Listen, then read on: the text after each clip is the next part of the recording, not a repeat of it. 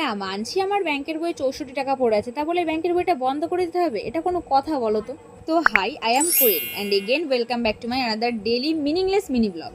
আসলে এসেছিলাম তো ব্যাংকের বইটাকে চালু করার জন্য, কিন্তু আমি একটা কাজে হাত দেবো আর সেটা এত সহজে হয়ে যাবে এটা তো সম্ভব না, তাই না বলো? সেই জন্য আমি ব্যাংকে গেছিলাম 10টার সময়, কিন্তু আমাদের ফিরতে ফিরতে হয়ে গেছিল 2টো। কারণ আমি বুঝতে পারছিলাম না ব্যাংকের যে স্যার ওরা কি আমাদের সাথে মজা করছিল নাকি আমি জানি না ভাই। ওরা একটা কাজ একবারে বলে না, বারবার করে হাঁটাচ্ছিল, বারবার করে ঘোরাচ্ছিল। না কি আর করবো, ব্যাংকের বইটা শুধুমাত্র চালু করতে হবে, তাই না হলে ব্যাংকে কে যায় বলো? এমনিতে ব্যাংকটা ফাঁকাই ছিল, কিন্তু তাও কি আর করা যাবে, কাজ করতে সেই লেট হয়েই গেল। আমি মাঝে মাঝে ভাবি আমার এই জীবনে যত প্রবলেম আছে সেই প্রবলেমের অ্যামাউন্টটা যদি আমার ব্যাংকের অ্যাকাউন্টে টাকা হিসেবে থাকতো তাহলে কিন্তু বেশ ফায়দা হতো।